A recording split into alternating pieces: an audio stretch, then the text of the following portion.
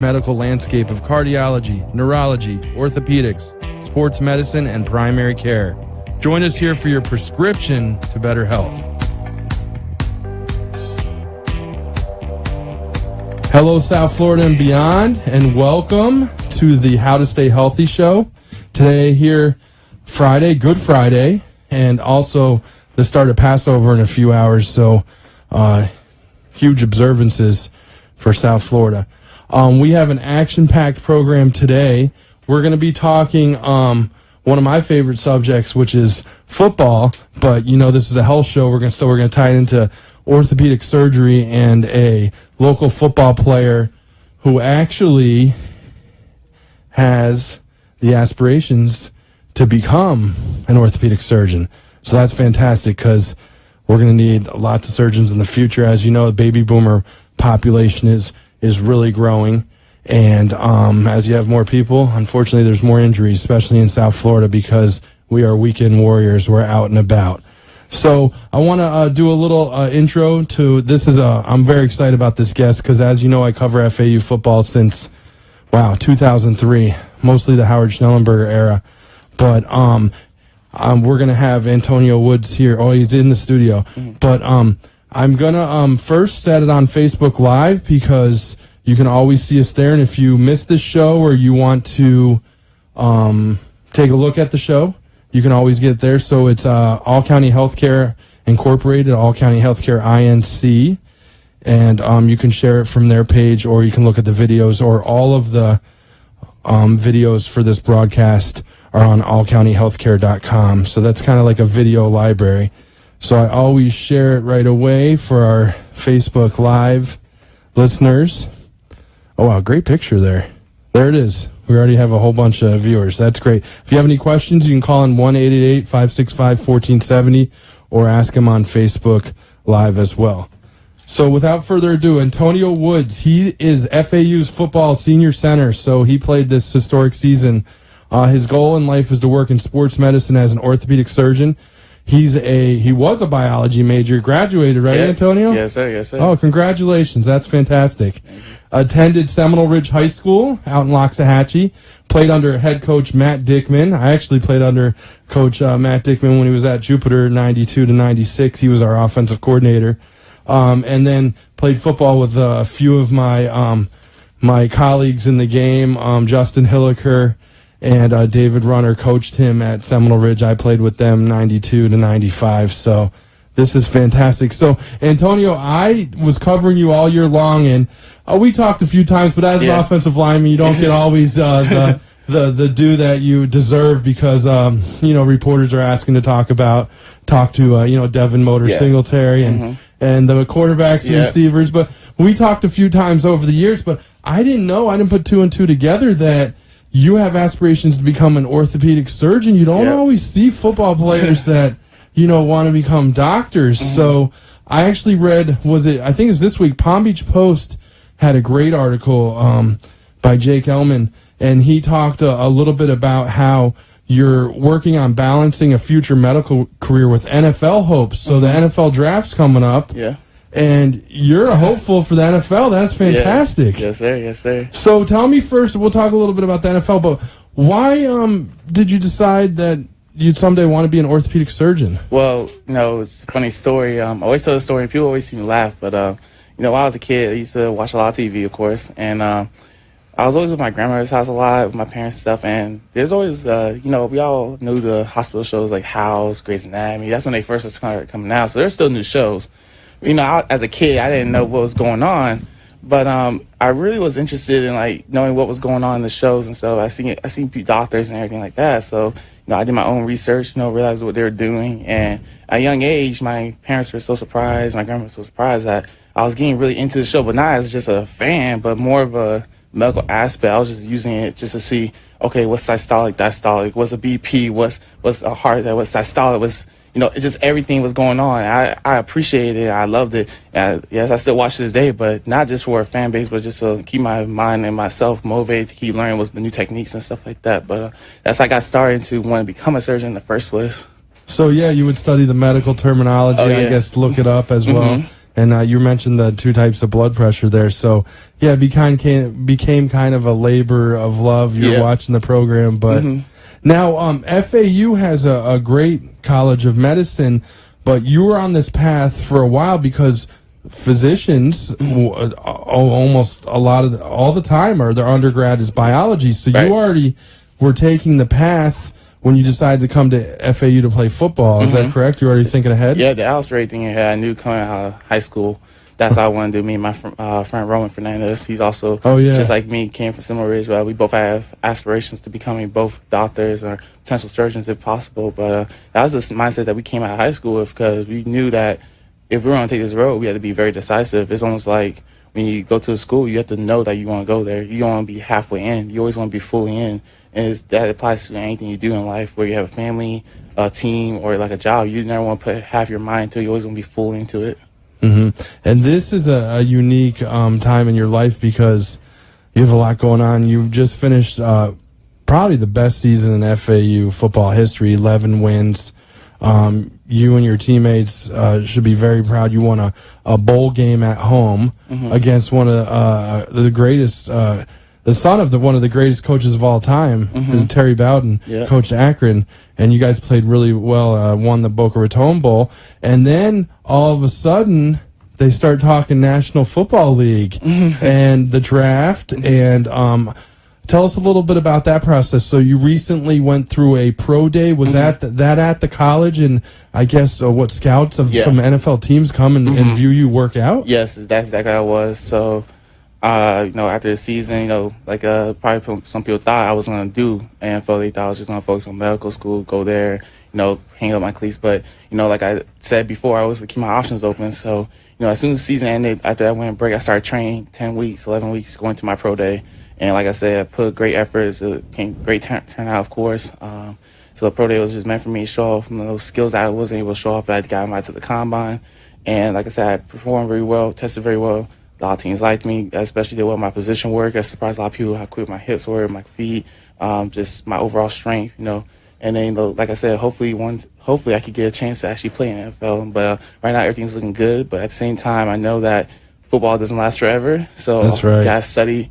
I'm studying for my MCAT as it is right now. I plan on taking it in the fall as quickly as possible, because by then I should really know what I'm going to do in my life.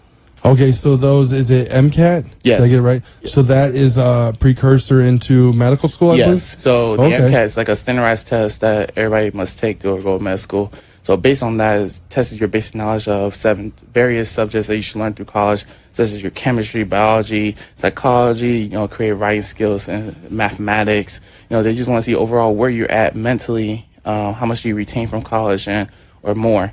So you study for that, and then based on your score, it also relative to your GPA. So it's almost like when you take an SAT or ACT in high school. So based on higher GPA, the lower score you get on your MCAT. The lower your GPA, the higher score you get on your MCAT. So it's almost like a balance table, in my opinion. I see. So, but like I said, once again, you always have competition out there, so you can't really rely on that. That's just like a standard breakdown how you want to think about it. But the MCAT is a very serious test. It's 75 questions. Wow. It's 75 questions per section, things like 8 sections into it. It's a very intense test. You got to really come in, button down, ready to go, know your things. It's a very test your will mentally. Yeah, definitely. But that's why a lot of people take the time to really study it and really know what they're doing.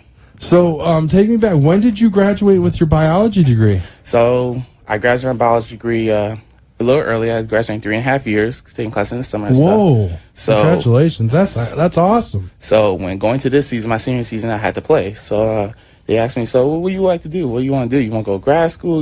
I knew that going to grad school would be too much time. So I said, okay, I could work on trying my psychology major.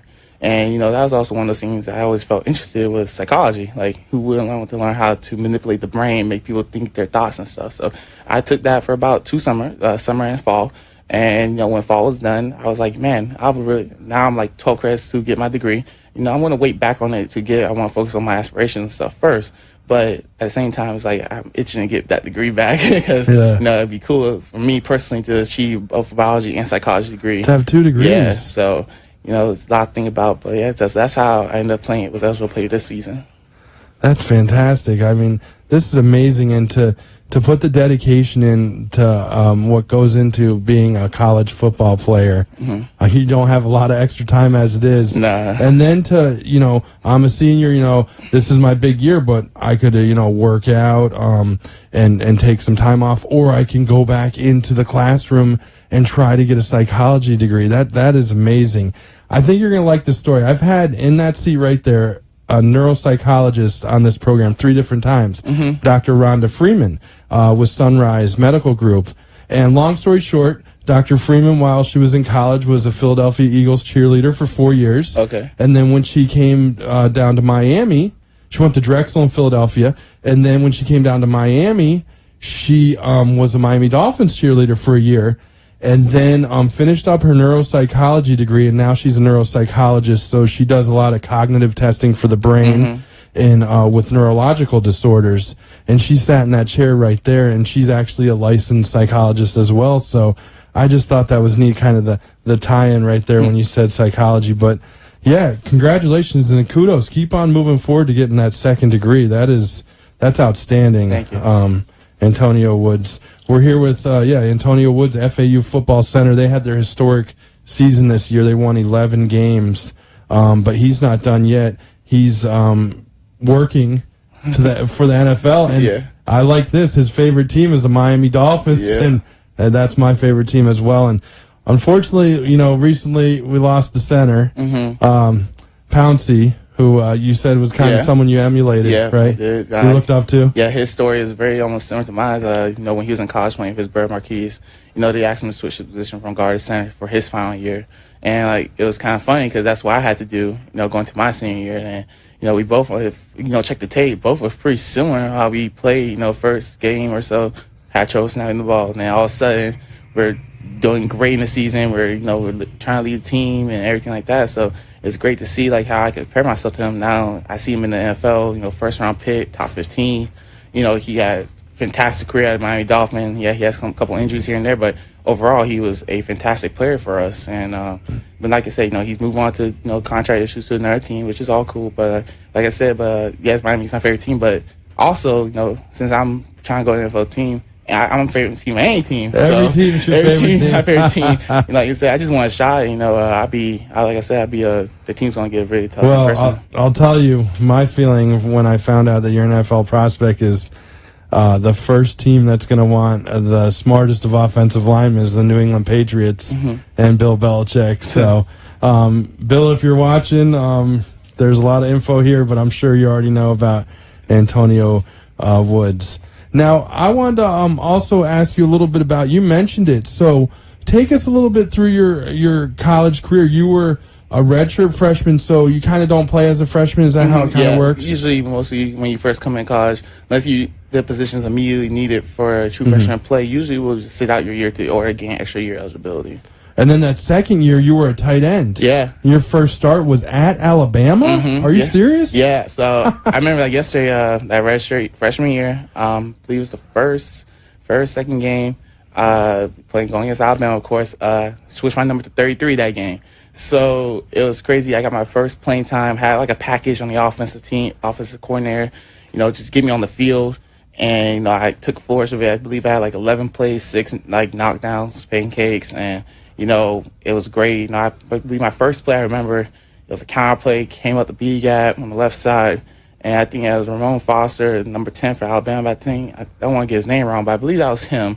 He was younger back then, obviously, before he was an NFL player right now. But I remember my first play against him, took him, helmet came off, took him to the ground, and the team was all crazy, it was all hype, and it was one of the awesome moments I had because I was a walk-on, of course. So I was a walk-on, and I took it as a chip on my shoulder to show these colleges man, I don't care, I could play anywhere you want me to play. So that's just adds to my resume. And a couple things 2 years ago, I had to play a couple time packages because sometimes our times couldn't block bigger defensive ends or whatnot. So like I said, I took advantage of it, I flourished it, and but yeah, so I always just appreciate my versatility. They may look at that in the NFL. A lot of offensive linemen on goal line, catch passes. So that's another thing you have. You have so much on your resume. Yeah. I mean, that's amazing. Yeah, I mean, just like I said, I played in 42 games. I started 28 of them. I was a consistent 2-year starter. And like I said, I attribute that to, all, of course, my coaches and everything for giving me a chance to play and recognizing my talents. But, that's I look at as all my hard work finally paying off. And like I said, getting this notoriety is all great and all. But, like I said, I got goals. And hopefully, the team, like I said before, gives me a shot. Just looks at me as like, I may have came from a small town school in their opinion, but I can play with these guys. I play against the Alabamas, the Nebraskas, the Wisconsins, and play very well. Then, stood my ground pretty well. And like I said, and hopefully they look at it that way. And you played under, big shout out to Charlie Partridge, who I believe now at Pittsburgh. Yes, he's at Pitt right now. And he was known for helping Wisconsin go to 3 Rose Bowls, I believe, and then coached at Arkansas as well. And then, of course, Lane Kiffin, who has taken Boca Raton by the reins and just ran with it this year. Everyone knows Lane's resume, so I won't waste any time on that. But playing under both of those are both 2 big names in college football as well. I mean, going to the Rose Bowl. But tell me, I'm going to go back here a second. Tell me what it was like playing at Alabama with that crowd. I mean, that's the number 1 team in the nation for NCAA football. The last 5 years at least. So and that crowd. That crowd was just amazing. It was surreal. Do you know how many people were there? It was sold out. I knew that for sure. So probably close to 90,000, right? Probably close to 100,000. Yeah. Because their stadium's almost like an info-sized Cowboy Stadium, so it's probably close to 100,000. And it was great hearing all the noise and they roll tide. And it's almost like what you see when you play like the college football games as a kid. You're like always simulating like, oh yeah, I wonder how that's how loud it really is. And you play, it's like, wow, it was loud. Like these were people that were cheering for their team, and it was a great college football atmosphere, in my opinion. So FAU played at Clemson, I want to say 2005 or 2006. I actually made the trip. I was with the media. I wasn't playing at the time. And Clemson, I remember 85,000 and standing on that sideline, and it just blew my mind. It was amazing. The adrenaline was flowing. The senses were heightened. I could see better. I could hear better. I could smell that. It was just amazing. So to play in something bigger than that, I can't imagine. It's almost like playing the size of a Super Bowl crowd. I mean, and you've already done that, and you're still in college. That's great. So FAU, kudos to them as well. And take us a little bit into this year. Started out at home against Navy, who they have one of the most disciplined teams I've ever seen running college football. You guys played hard. You guys played tough. Navy had a little bit better on that day. But it seemed like after that game, you guys started getting things together. You went on the road. Hurricane came through. All of a sudden, you're at Wisconsin. You're playing Wisconsin tough into the 4th quarter. This is a team that lost 1 game all year, Wisconsin. You guys stay up there, and you train for a week. Tell us a little bit about that whole. Train up there, we thank Wisconsin for just letting us train up there for the week when the hurricane was coming through. We're very appreciative of what they've done, and kudos to them having a great season. Of course, only losing 1 game, that's crazy. That's awesome for them. But like you said, that week was very nice. It was almost you go in and take it. It was almost a business trip mentality. Like good we're weather away. Up there that time. Good weather, everything. They fed us, which was great, and but we also knew that we knew what position we were in at that point in the season, 0-2. We were kind of, had a chip on our shoulders because we knew we needed to get that first win. And, we used that almost as fuel for us to really get that first win that 3rd week of the season, which was great. And then, the rest was history. Yeah, you guys, I think, went up to Buffalo, lost a close game, which probably, I'm not going to say you shouldn't have lost because I think you're the better team. So that happens on the road. You're going to lose one here and there. And then what'd you go on an 11 out of 12 or 11 game win streak? Yeah, something like that. Yeah, and it all started with Bethune-Cookman here, which I think you guys shut them out at home at FAU Stadium, and then went right into Conference USA play. And correct me if I'm wrong, I don't think FAU ever beat Marshall until this year, and you guys beat Marshall. Yeah, that was a really big chip on our shoulders. Going against the teams like the Marshalls, the Middle 10, that Middle Tennessee State, we were always so close to beating them, but could never really get over the edge. And, after that Buffalo game, as a whole team, our mentality, you almost saw that our mentality was like we had enough of coming so close. We were tired of just being like, oh, we could have won or we should have won kind of mentality. We wanted to go out there and prove that we are the better team always, and had to play more consistently. And, it started with the Middle 10, which was, like I said, great game. Like, all our opponents at Conference A play was all great. They all put great it was a great time. It was a competitive year. Competitive year for sure. But, like I said, we were just the better team. We had the better mindset, better mentality to go out there and prove people we had a chip on our shoulder, and we proved that this year that we are on top. I was just looking at the schedule here from this year, looking back, because I don't think FAU's ever played 14 games in a year. I think you guys were 11-3. And it played 14 games in 1 year. Yeah. Did you? I mean, coming at you, came off 3 straight 3-9 years, and then everyone knew you guys were going to be better. But in your wildest dreams, did you ever think you would win 11 games in the Boca Raton in a bowl game? Personally, in my opinion, I knew that if there was a year that FAU was going to get on the scene, it was going to be my last year. I saw the talent that we were all young when I was young, of course, and we all knew that, just slowly but surely, that this team was going to explode. And for sure, we see that this year, it was what I thought. We blew up. We won 11 games, 10-game winning streak, and played 14 games, broke a bunch of records. But that was all the talent that it was the same team that was last year. So when people always say, like, oh, y'all got new players, so it's like, nah, okay, we had a couple new players, but overall, the core of the team was the same exact players that was last year. And I think the new coaching change and stuff like that, the whole team mentality changed. And I think that's what helped us propel to our fullest potential. And I thank Coach Kiffin and his staff that year for, just believing in us and pushing us to our limit because, obviously it paid off. And Wilson Love, the strength coach. Yeah. He got you guys hyped. Yeah. I'm just looking here online. So FAU started out 1-3 this year, and then went on to win against, there you go, Middle Tennessee State. That started at Old Dominion, so ODU. North Texas, Western Kentucky, who's been a thorn in your side over the years. Marshall, Louisiana Tech on the road. FIU, the rival game. Charlotte, who played you tough. Then Conference USA Football Championship, you guys hosted it, and you beat North Texas again. Same 2 times in the same season. Yeah. And then we talked about before Akron came here, and what a cherry, putting icing on the cake, cherry on top, 50-3 win in the cherry bunt tart cherry Boca Raton ball. I practiced that one, so I got that one right. Well, fantastic year. Let's we have a few more minutes, and we're here with Antonyo Woods. He's FAU's football center. He's a senior, so we won't have him next year here in Boca Raton, but he's got aspirations to play in the NFL and just did an NFL Pro Day, and I'll be rooting for him on draft day, or even maybe the second day if that comes this year. I think it's in April, right? Yeah, April 26th. Oh, you got it down. Yeah, April 26th to 28th. That's great. Well, you're definitely dedicated, so you got that part down. Let's talk a little bit about time management, and I wanted to ask you, because this was recently in the Palm Beach Post article, they talked a little about time management, scheduling, and kind of like being organized. Like, so a center on the offensive line, they make all the calls for how you're going to block the defense. Yes, sir. So you have to be on point. Yeah, you got to be on point. Every play. Every play. Wow. And it's just, like I said, but I use those skills in everything I do. So, for example, time management, just scheduling my time wisely. When I was in college, that's one of the biggest things, using an agenda that most people don't use nowadays because, they have phones, technology. But I used to write my stuff down in a book agenda.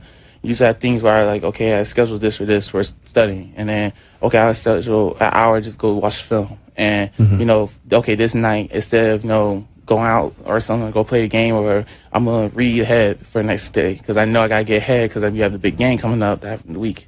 So, use time management, I use this as my personal tool, and I still use that to this day, scheduling my time, making sure I don't have no dead space wherever I do, studying-wise. So, for example, I study for my MCAT. I want to study in the mornings, go work out. After work out, go shower. Okay, get a little lunch. Okay, now since I'm at lunch, I'm fueled up, ready to go. I'm going to study for about 2.5 hours. Take a 45-minute break, watch TV, look at my phone, take another hour look. Before I go to bed, make sure I look at my study again. You just always got to make sure that mine's always got to keep working. Otherwise, that's how you're going to fall back and falling back, it's hard to play catch up than it is to be ahead. So, that's I always feel like I always want to be ahead of the game. And you seem like very organized, detailed individual, so that's going to help you down the road as well.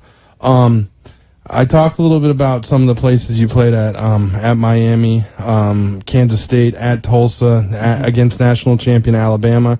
You played at Florida. Mm-hmm. Wow, you guys almost won that game. Yep, I remember Boy, the game. would that have been something. You took Florida to overtime. Yeah, I remember the game vividly. Against Navy, Wisconsin. Just an unbelievable career. One of the FAU greats. I'm hoping to say one of the NFL greats. I was already saying it. But you're on the path. I wanted to ask you if you've thought about your future plans in orthopedic surgery, about what part of the body would you focus on? Like, you know how there's orthopedic surgeons that are hand surgeons, or orthopedic surgeons I've had on the show that are spine surgeons. Some just do knees, some just do hips, some do shoulder, hips, knees, and arms. Is there one part of that medical landscape you like to focus on, or would you be more of like an orthopedic surgeon maybe who would focus on everything, more of like someone who's on call at the hospital? No, there we go. That's what I like. Oh, you want to be in the mix, I want to do it all. I want to be able to focus on everything, every little part if I can. Great opportunity. I don't ever want to just focus on one area. As of right now, I don't have a specific area I want to do, but I know for sure that, I'll be glad to do everything. I want to do spinal, shoulder, knee, elbow, hands, wherever there's a bone I want to do. I find it very interesting. Now, have you ever been hurt and had to see an orthopedic surgeon or sports medicine specialist? Yeah, I have. Broke my wrist in high school, power cleaning.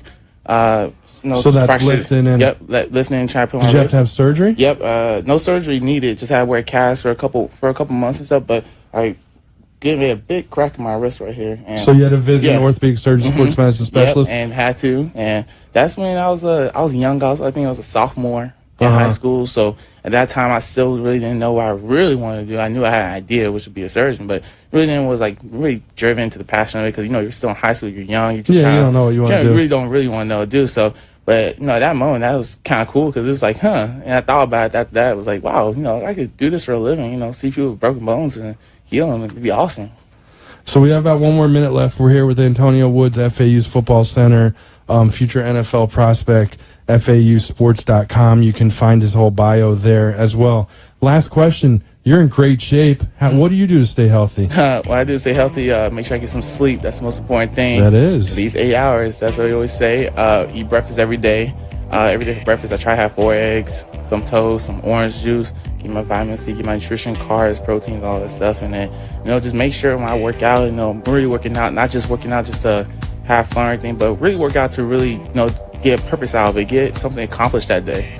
I never thought I'd see an offensive lineman look the way you do. I mean, this is amazing. We did not used to look like that. Well, hey, thanks for coming on the program. I hope we can have you on again in the future sometime, give an update of where you're at maybe with the NFL or where you're at in the College of Medicine. Of course, anytime. So thanks again on the How to Stay Healthy show. Good night. Thank you.